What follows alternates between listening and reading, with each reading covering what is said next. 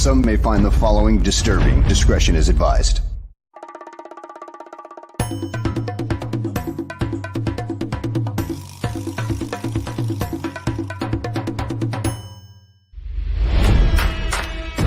Never before in the history of sports podcasts have two men brought you opinion and analysis like these two. They speak for a city that's desperate for wins and titles, not whining and travesty. You might not agree with what they have to say, but you'll defend their right to say it. Sports fans across the world, from Chicago, Illinois, this is the Mac and Reed Show.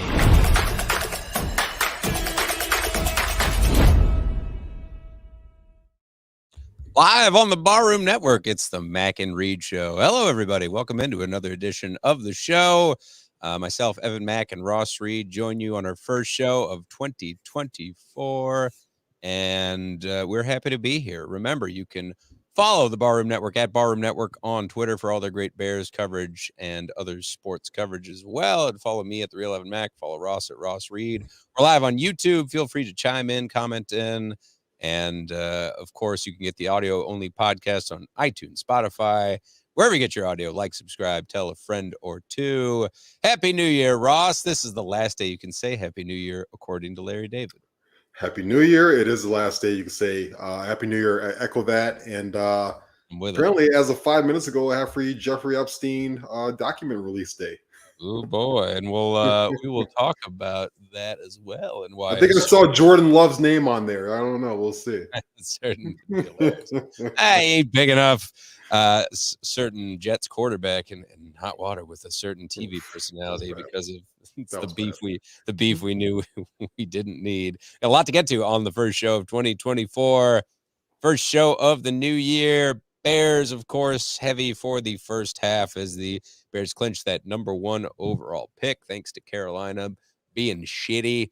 And we'll talk about Justin Fields' future, of course, and what to expect in this final game of the regular season as the Bears will travel to Green Bay, of course, at Lambeau at a nice afternoon game at Lambeau, which, it looks like a snowy perhaps day at Lambeau. We shall see. It's a little early. It's Wednesday, but yes, sir. Good New Year's Eve, Ross, and celebration. It was good. It was about 9 years running now of just not doing much of anything, staying in the house. 9 years running. I respect it. Yeah. We stopped going out a long time ago. So, nice little watch the Chappelle's episode special that dropped. That just come out. Yeah, that's the one that we saw live at the United Center. So that was a lot of fun. And some nice Connie's Pizza, nice local favorite, and nice and chill. You were in Denver in the Mile High City?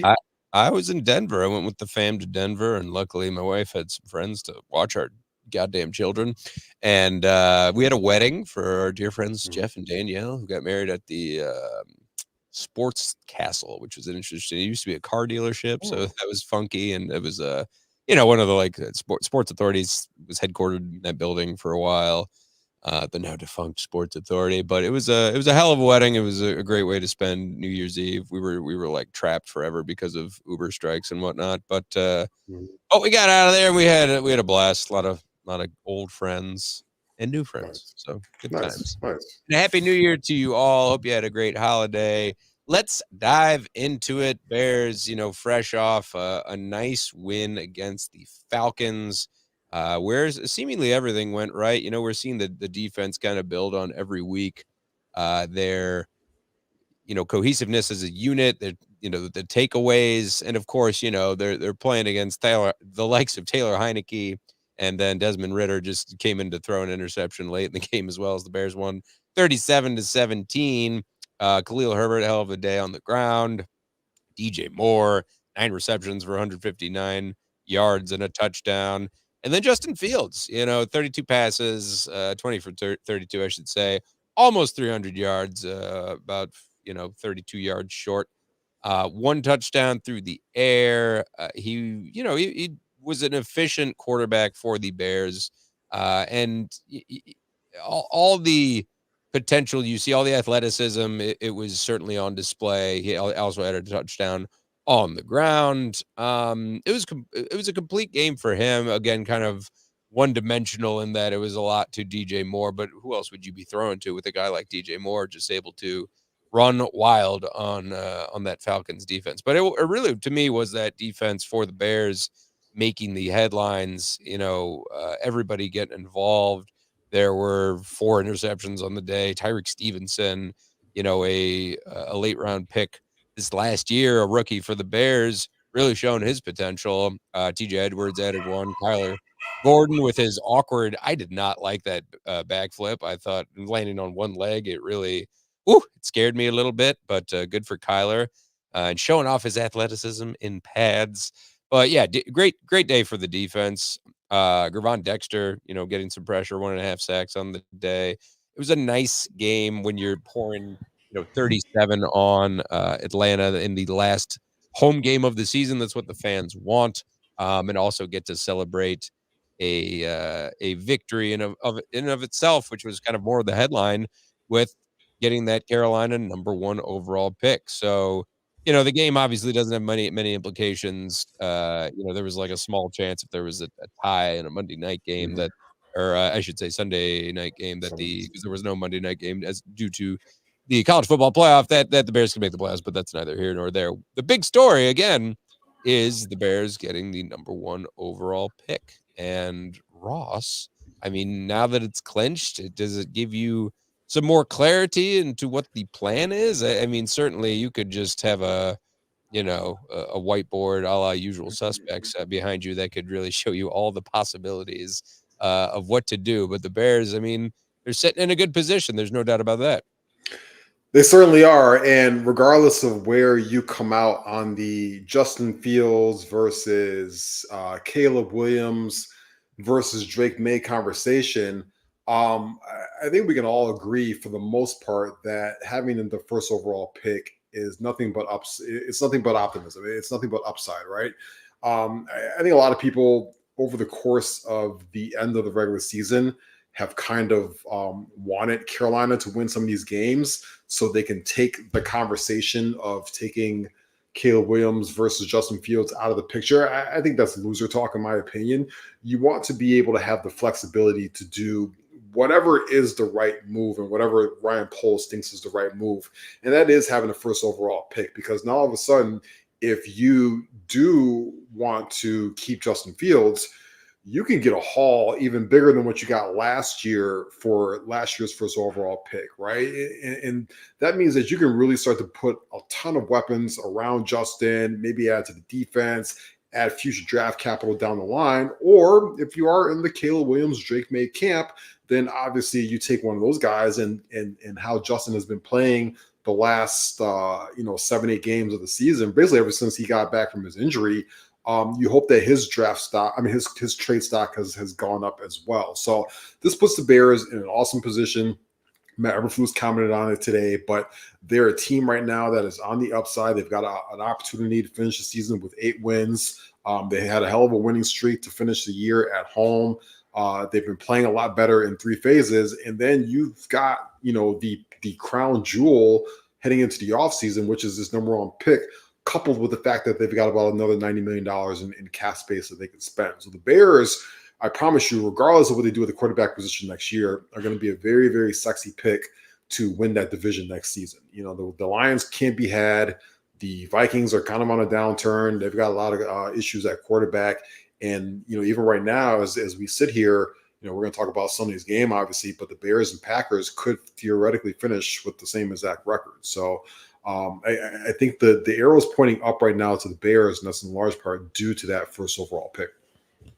And the animosity towards Green Bay. We'll get to that game shortly. But yeah, like you said, Ross, I mean, it just makes so much sense to wait and see and hopefully trust in what Ryan Poles can do with this #1 pick. And it's, again, we talked about it last week, the weeks prior, that it is a tough decision on the front with the quarterback just to see how Justin Fields is able to finish out this season. Again, really playing well to end the season. Dan Orlovsky of ESPN said, this Bears offense playing like a top 10 one to end the season.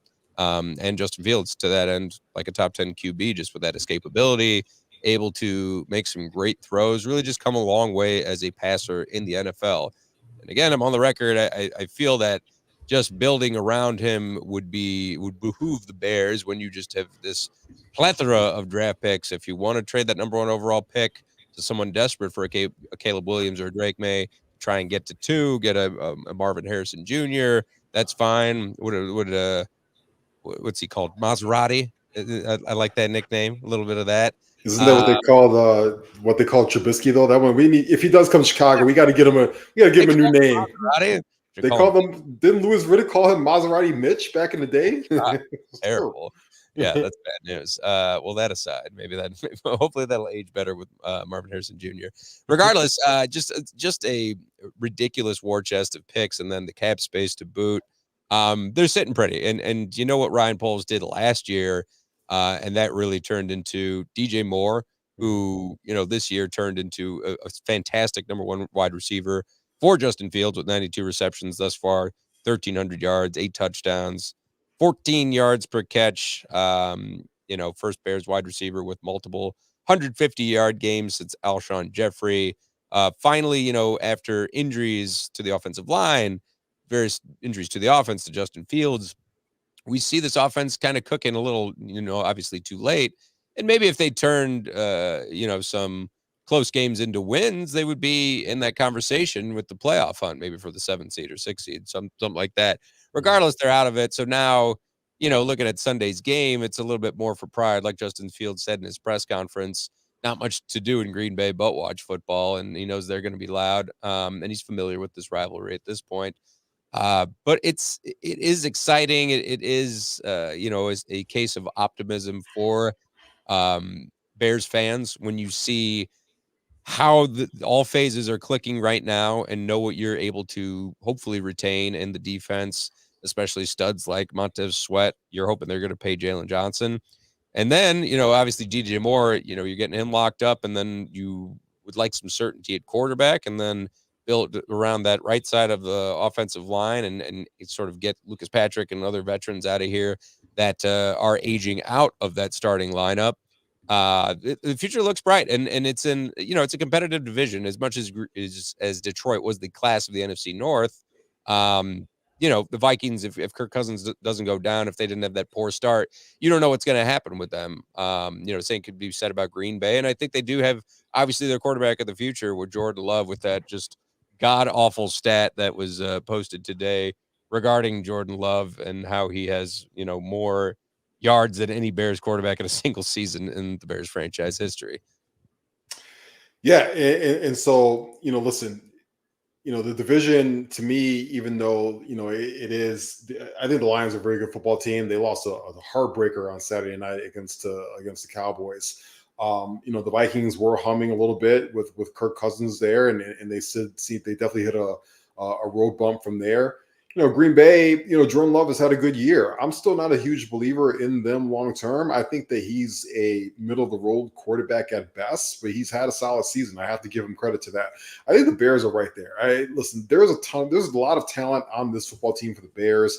The defense has played a lot better. I think they're a solid pass rusher away from being a consistently top 10 unit in the league. And then on offense, again, the quarterback situation has been talked about ad nauseum, but take the quarterback situation away from it. And, you look at this Sunday alone, DJ Moore had 13 targets.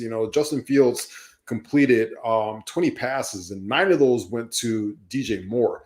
The problem that I have is what comes after DJ Moore, not only this past Sunday, but just in the season in general. It was Robert Tonyan, Roschon Johnson, Tyler Scott, and Tyler Scott dropped it would have been a tough catch in the end zone, but still dropped. He dropped a touchdown pass on a beautiful ball from Justin Fields. And then some dude named Colin Johnson called a pass on Sunday, and this is kind of what we've been talking about all year. Is after DJ Moore, there has been a lack of weapons for the Bears, a lack of vertical threat. Darnell Mooney has not had the season that we thought he was going to have. Tyler Scott really has proven to be a late round pick rookie. Velus Jones Jr., not a consistent enough football player. The Bears have got to add more, talent, speed, and explosiveness on the outside to pair with DJ Moore.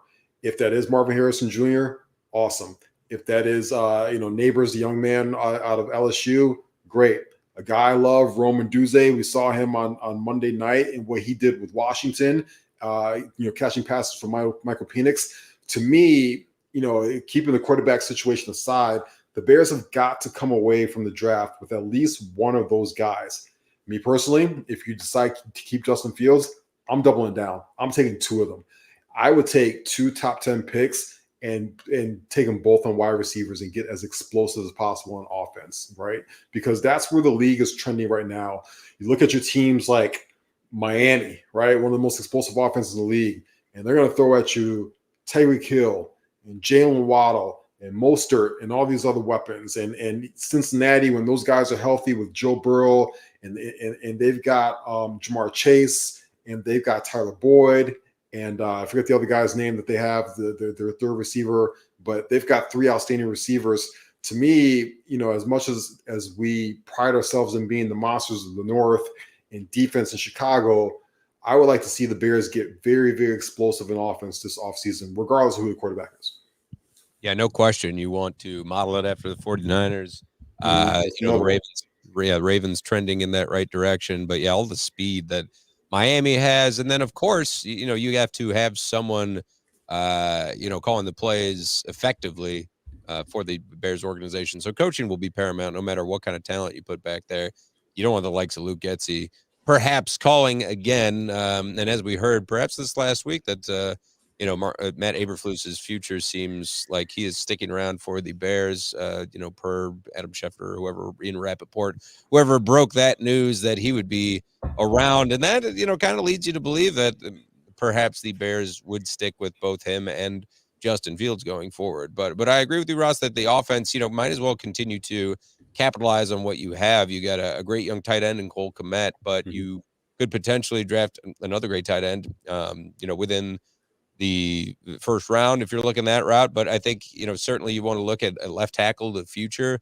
You look around the league, it's very important, and you get jealous of the likes of, Dallas's left tackle and Tyron Smith and, all around the 49ers left tackle as well. You need those guys, Lane Johnson for the Eagles, especially in the NFC, to protect whoever is going to be throwing the football for the Bears going forward. We've talked a lot about the draft, and there's still one game left for the Bears, and it is this Packers game where, this is the last game of the season for, every team out there, some with more playoff implications than others. This one is, again, just a rivalry game, and it's going to be fun, certainly because of all the bad blood between the two teams. Bears looking for a revenge win, traveling to Green Bay.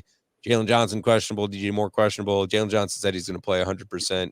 Cole Kmet questionable, Darnell Mooney. So looking at the wide receiver core, they obviously, and this team as a whole, they don't have a ton to play for besides pride and besides, Justin Fields obviously wanting to impress upon Bears fans and like just going out, regardless of your future, to end the season winning in Green Bay would be the best high note, from a fan perspective, from that team's perspective, from the franchise's perspective. Big implications. I feel like, as far as, Fields' future and the guys that we haven't mentioned that are sort of on the fringe in the offense who need to play better. I do like the youth on the Bears team. I think the edge, of course, is looking the Bears' way just because they've been hot right now. I mean, I know Green Bay and Jordan Love have been on a hot streak of their own. It looks pretty even. What are you looking for in this game on Sunday, Ross? I'm looking for offense from both of these teams. I'm looking to see who's going to be able to get stops from a defensive standpoint. Jordan Love is playing pretty good football of late. He's going to have all his wide receivers back this Sunday. Jaden Reed's going to be out there. Christian Watson's going to be out there. They're going to be at full speed across the board, which means the Bears are going to have their hands full, obviously, on defense. And the Packers are actually playing for something because they want to get a win and continue on their season. But on the flip side of that, especially over the last 6 to 8 weeks, Packers are one of the 5 worst defenses in the league at allowing offenses to extend drives. So offenses have been able to extend these drives at a very large clip for them. They very rarely get 3 and outs. They give up a lot of points. They give up a lot of yards. And I really think that both Matt Eberflus and Luke Getsy really need to go all the way back to week 1 and really look at that just absolutely garbage ass game plan that they put together for that game. This is a very beatable football team, in my opinion, the Packers, and throw that whole thing in the garbage. And they've got to come a little bit better. In my opinion, I want to give Jordan Love some different looks on defense. I want to mix it up. I want to put him, throw a little zone, but allow these guys to play man as well. Allow your front 4 to try and get some pressure on him, but don't be afraid to send the blitz every now and then. You've got guys like Tremaine Edmonds. You've got guys like Jaquan Brisker that you could send. Give Jordan Love different looks, because I think that's when he gets the most comfortable and off his spot. And then from there, on the offensive side of things, you really want to get Justin Fields moving out the pocket, right? You really want to get him on the move. You really want to see if you can set up DJ Moore early and often on one-on-one plays. Joe Barry does like to play a lot of zone against the Bears, so he's going to have to try and find some soft spots in there. Hopefully Cole Kmet can be healthy in this game. He needs to be healthy if the Bears want to win this game, because he's a perfect guy against that Joe Barry zone. And, hopefully Darnell Mooney can also clear concussion protocol. But to me also, if they're going to try and drop back into coverage, and they've done this even back when Mitch Trubisky was quarterback for the Bears under Joe Barry, then the Bears are going to have to run the football with their offensive line. You're going to have to get very physical against these guys and push them. Make these guys creep up to the line of scrimmage to try and stop the run. And then that's when Justin can do what he does best in the passing game, and that's take a shot downfield. So I expect some points in this game. The number right there we see at the bottom of the screen, 44.5. There's not much to bet this weekend because half the NFL is going to be sitting. They're going to be resting. But this is one that you can bet because I think both teams are going to be very competitive. And I would actually take the over in this football game. I like points on Sunday, regardless of who wins. Yeah, it's hopefully going to be a far cry for the Bears as far as how they started the season when they lost 38-20 hosting the Packers, and Jordan Love went off to the tune of 3 touchdowns. Bears getting healthy at the right time. I know you hyped the running game, and Khalil Herbert coming off a big game. Should continue that way again with that offensive line, paving lanes for both him and Justin Fields. The defense, they didn't have the same pass rush too, right? You had that Montez Sweat factor, hopefully get in Jordan Love's face and get some pressure, which will then in turn maybe create turnovers, because we've seen up and down Jordan Love. We know I just talked about, he's almost at 4,000 yards passing, could certainly get over that number on Sunday, but he's been turnover prone at times too. And it's still his first full season for Green Bay.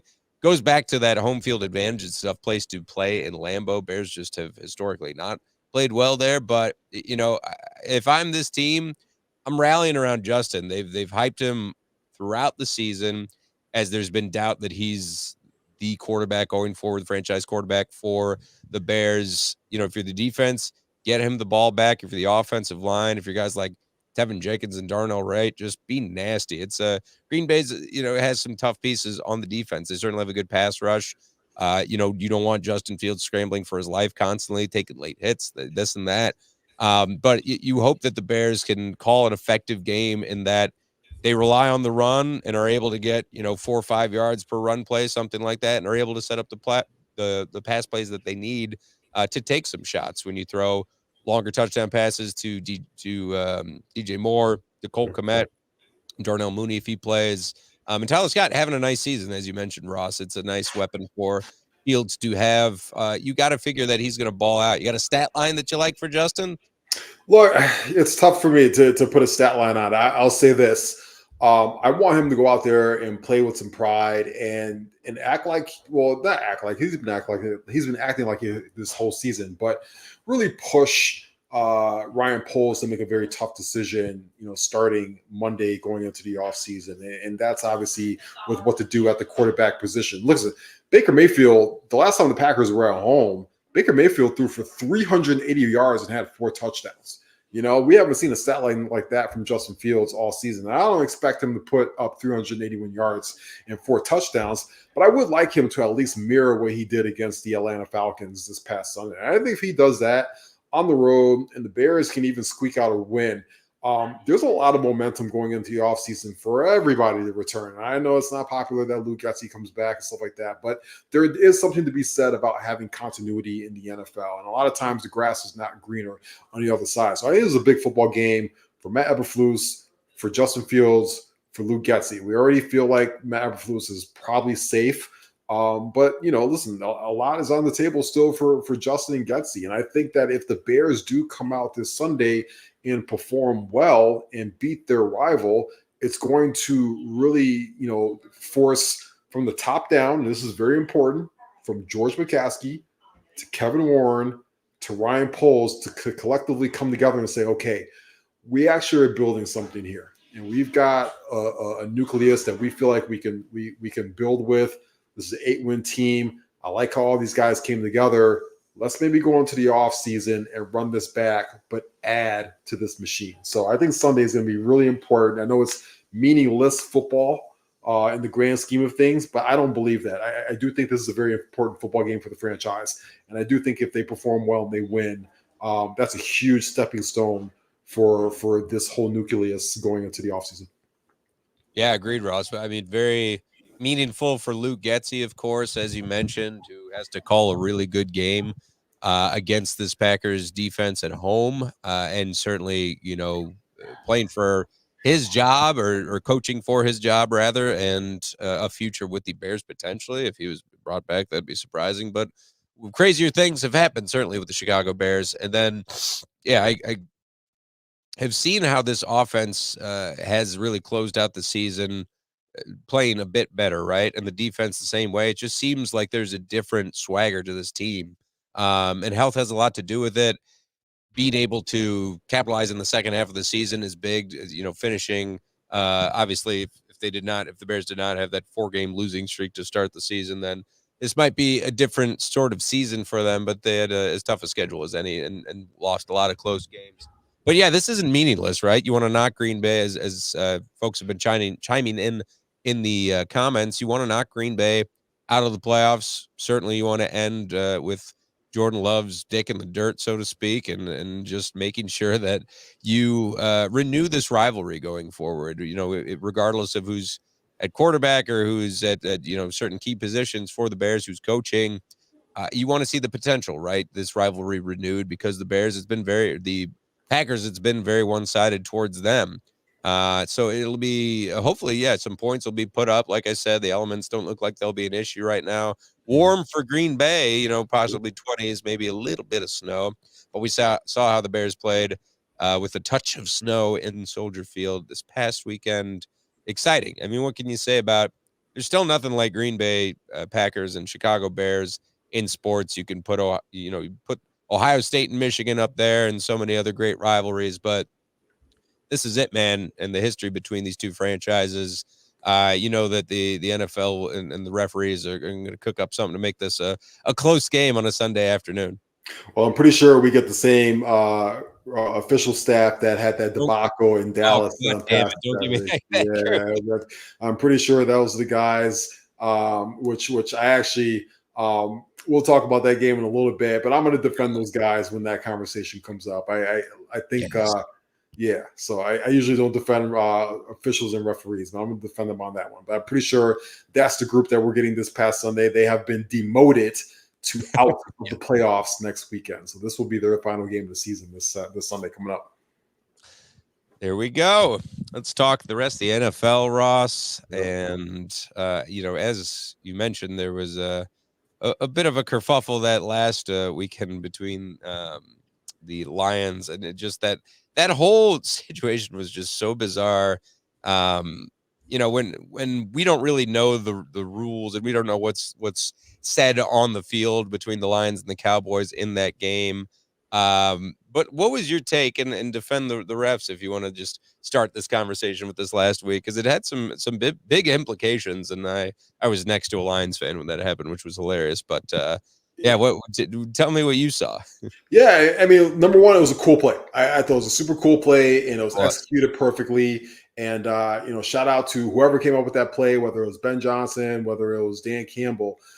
Here's where I defend the refs personally: is Dan Campbell admitted after the game that it was purposely designed to confuse everybody on the football field. The Cowboys, just everybody, right? Like when you have a play that purposely is going to throw everybody off, that to me is a huge red flag already. Expect for something to not go right about that. And then he says, well, I went to them before the game and I told them what the play was. You know, I mean, you want shit these guys hear before the game. They got players telling them this guy's going to grab me all day. They got to go through, you know, what they're supposed to be watching, what they got from the NFL in terms of what to keep an eye on. It's a primetime game, so there's a lot of pressure for them. And then all of a sudden, all the way to 4 quarters later, and they're supposed to remember what Dan Campbell told them about this play, about how this guy is supposed to rule himself eligible, but then he's not going to be eligible because this guy's secretly going to be eligible. Who the fuck's going to remember that? Nobody remembers that as a referee. And that's where I kind of defend him a little bit. I think the play was too complicated for the referees to be able to call it. And even still, once it doesn't go right for whatever reason, and obviously this was because the refs called him ineligible when he was eligible, Dan Campbell still decides to go for it for a 2-point conversion from like the 7-yard line. That to me is a massive mistake right there. At that point, you've got to kick the extra point and you got to take that game into overtime. It's almost like Dan Campbell, like, I don't know, he tried to like snort coke or something and then he got it in one nostril and he's like, well, no, let me go back and get it in another one. Like he doubled down on the ridiculousness. Like at that point, just kick the extra point and take that game into overtime. But even still, it was great theater for all of us on a Saturday night. I always love these Saturday night games because some of the weird stuff happens. But I put that one, to me, the loss mostly on Dan Campbell in that spot because he relied too much on the referees to make that decision for him. Right. And Cowboys went on to win 2019, and that it spurred the NFL to remind players to clearly report as eligible receivers. And lost in the shuffle, the biggest idiot of them all was Mike McCarthy calling 40-yard passes downfield with Dak Prescott when the game is under 2 minutes left and you're trying to run the clock out. What the hell was he thinking? I don't understand. Mike McCarthy scares the crap out of me going into playoffs. That to me right there was just an abject disaster. And that's the reason why the Lions were able to come back down the field and get a touchdown, is because he left too much time on the clock. So again, tons of mistakes all the way around on coaching. I don't know how these guys, you think you would play enough Madden in life to know that, that these game situations should be down pat by now.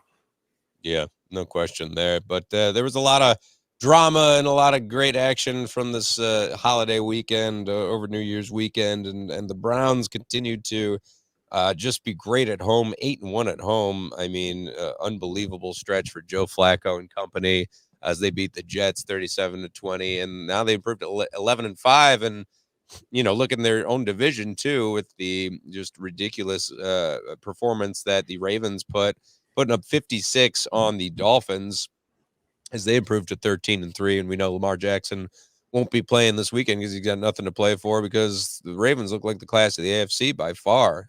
Just a unbelievable, perfect passer rating for Lamar Jackson, just unbelievable performance for the Ravens overall, as 5 touchdowns were thrown by Lamar Jackson. Just nasty, man. Jaguars blanked the Panthers to help the Bears secure the number 1 overall pick, which was nice. AFC South, or NFC South rather, just continues to be confusing with the Saints beating the Buccaneers. And, you know, there's still a lot for those two teams to play for this weekend, jockeying for position.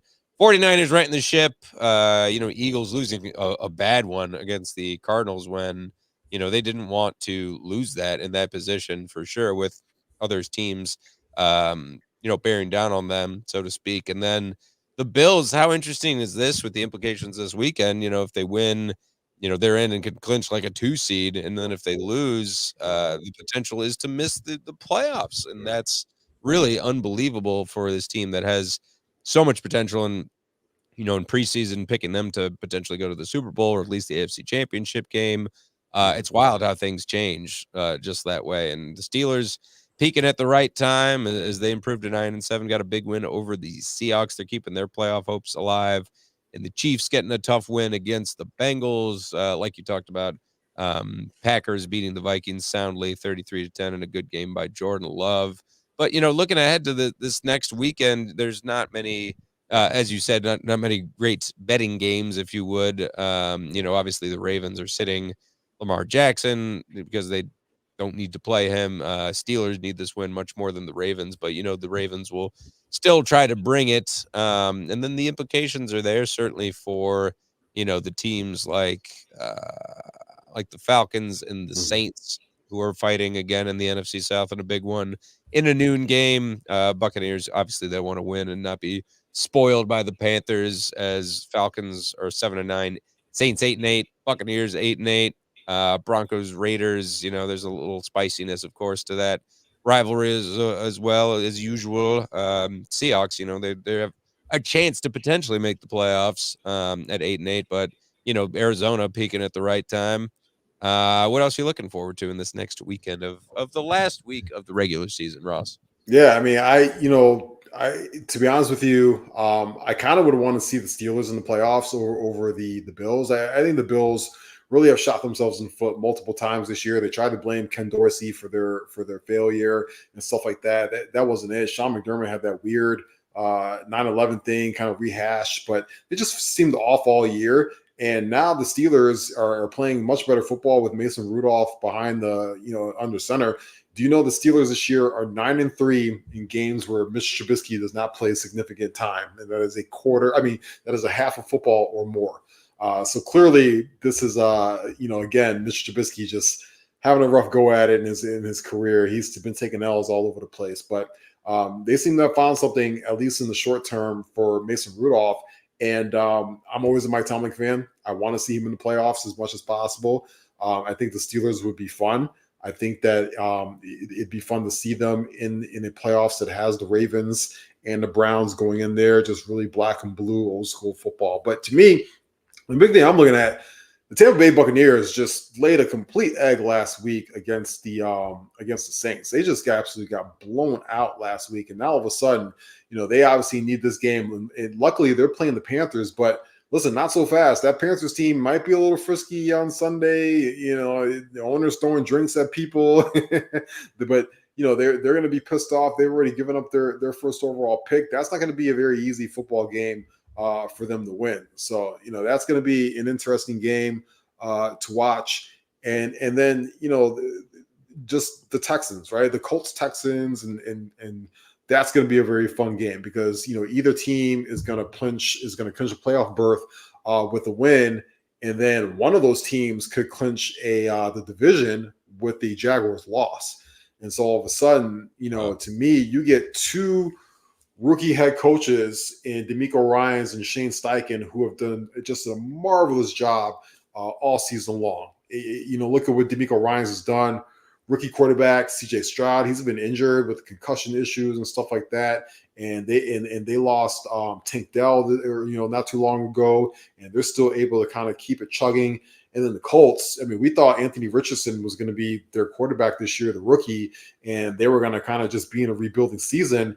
And then Gardner Minshew comes in there, and Shane Steichen has them, on the verge of getting a playoff berth. You can't tell me, after what we watched this past, season in this past week for sure, that the Eagles don't miss Shane Steichen and Jonathan Gannon, the former coordinators for the Eagles. Steichen was the offensive coordinator.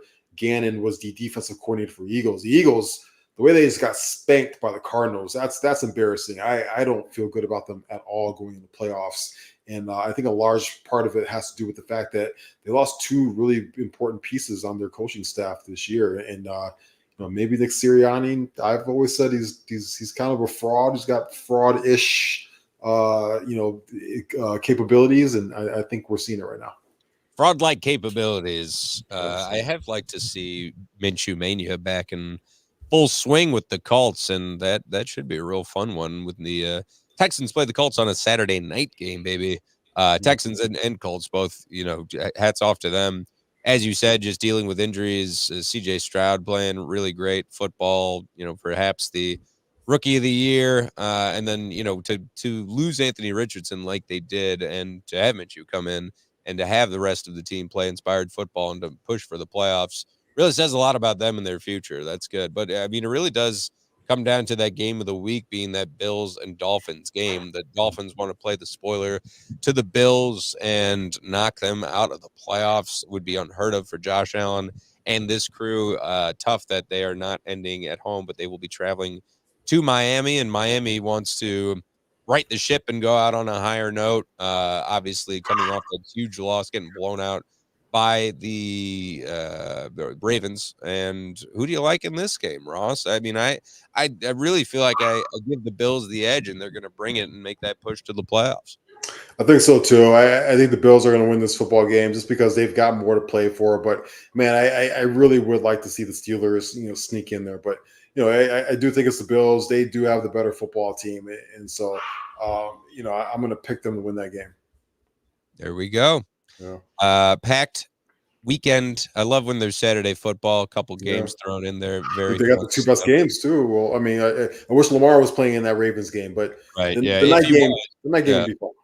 Yeah, very true. It'll be interesting to see what implications there are. Certainly, as the playoff standings are going to be finalized after this weekend. If they started today, if everything remained as it were, Ravens clinching that 1 seed. We already know that. Miami at number 2, the Chiefs at 3, Jacksonville, and on a high note at 4, Cleveland, dangerous 5 seed, the Bills at 6, and the Colts at 7. But if the Texans win, they would jump over to at 7 seed. And then in the NFC, the Niners, certainly the deserving number 1 seed, tough number 2 seed in the Dallas Cowboys, Detroit at number 3, Tampa at number 4, the Eagles at 5, LA sneaking in there at 6, and then Green Bay at 7. So it looks like effectively if Seattle were to win and Green Bay to lose, Seattle would slide in there.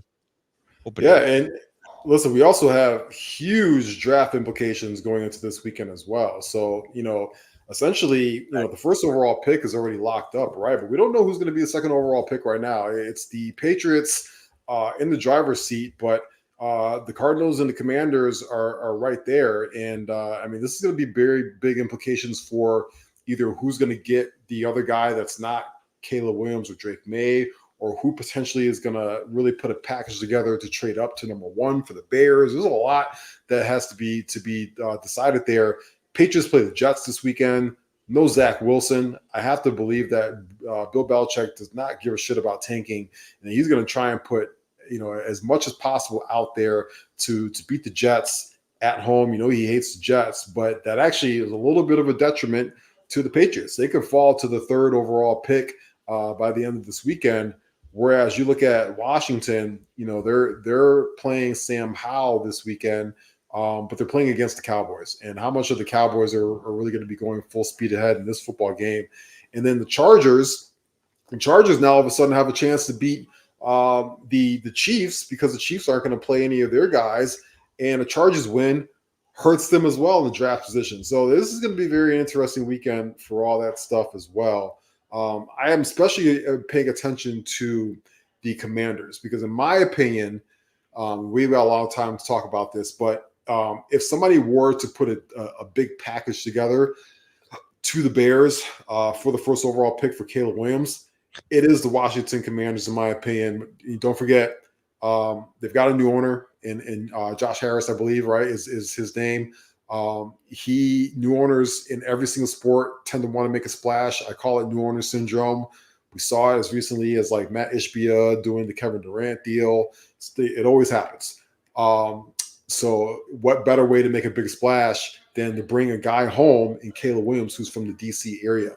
He's going to hire a brand new coach. He's going to try and give as much money as he can to the hottest name.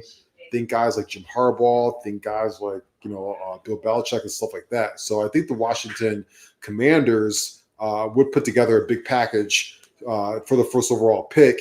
And if they are at 2, that allows the Bears to not fall too low and bring in a guy still like Marvin Harrison Jr. If you say big package one more time. Big package. If you had big package on your bingo card of Ross saying big package thrice, and you win. We'll send you one of Ross's t-shirts in the mail. It'll be a random. That'd be fun. We should do something like that. A little raffle for fans. Ross's t-shirts to give away. In the pre-show, we were talking about Ross giving away a plethora of his t-shirts. This man has more t-shirts than days in the year. Big facts. Probably close to 1,000 at this point. 1,000. Yes. I love it. There's gonna be some obscure ones. You should just give us a t-shirt a week too. I mean, that's true. A great segment in itself, right? That's true. We'll do that. We'll do that in 2024. I like that. We got it, baby. We can do it for every show. That's for damn sure. You talked about coaching potential and draft potential and these quarterbacks who are going to be top picks, and the draft. Obviously, there's still a lot undecided about it, but what's not undecided is the college football championship, as that went down, as the 4 teams faced each other, I should say, on New Year's Day. And there were great games, right? You saw Michigan in a late run in overtime knocking off Bama.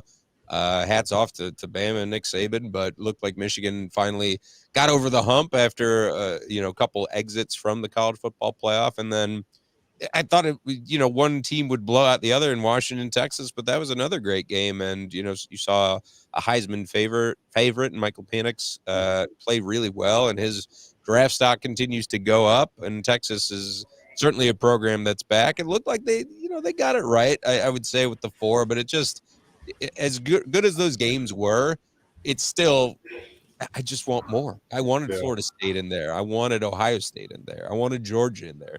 Those are all deserving teams that could cause even more chaos. You know what I mean?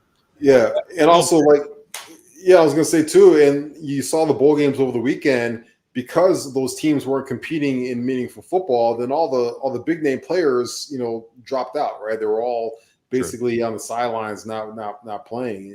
And so, thankfully next year the college football playoff does expand, right? It expands to eight teams, I believe. Was it 8 or 12? I can't remember. But yeah, it's going to be a lot. So, but we're going to be able to see a wide array of teams get into it next year. I agree. The bowl games leading up to Monday's games weren't too entertaining in my opinion, but Monday was awesome. The Alabama-Michigan game was everything that you wanted. Hot take, I think the Rose Bowl, as it starts to turn into dusk in that environment, there's not a better sports venue around than that. It's beautiful sports venue. It's just a perfect backdrop for a football game like that. So I thought it was absolutely awesome. And then, and then you go to New Orleans again. The Sugar Bowl is just kind of old school, classic, shootout, and that's what we got. And that was awesome as well. So Michael Penix was fantastic. This is kind of my big thing about Caleb Williams and Drake May, is we didn't really get to see them play meaningful football, which I think would have really helped kind of determine which guy is better, or do you feel comfortable about taking one overall. I think after what Michael Penix did on Monday, he's probably jumped himself into top 20, in the first round. If he goes out there and wins the national championship on Monday and he takes down Michigan and has a good game, this guy might be top 10 by the time we start talking about draft heading into March. Sugar Bowl too was great. If you were watching the Sugar Bowl, of course, being on Bourbon Street, you might have seen some titties too. Hilarious. Yes. Okay. Yeah, I mean, go figure. They're just boobs. They're just titties. Come on, man. They're just boobs. But good for that young lady. Now she can go off that viral moment, and she's offered $100,000 to continue to show her titties. And she's got beads to show for it. Good work, Ross. Let's end on a musical note here, as Rolling Stone came out with their list of the top 100 R&B songs of the 21st century. Ross, I don't know if you've seen the list. No. But can you name any of the top 5 songs? What do you got for me? I think these are all right. How long ago? Is there a year on there? Or? No, I mean, this varies from. I mean, they're mostly, obviously they're 2000s being in the 21st century, so it's that narrows it down quite a bit since we're only 24 years into it. So think 2000s and beyond.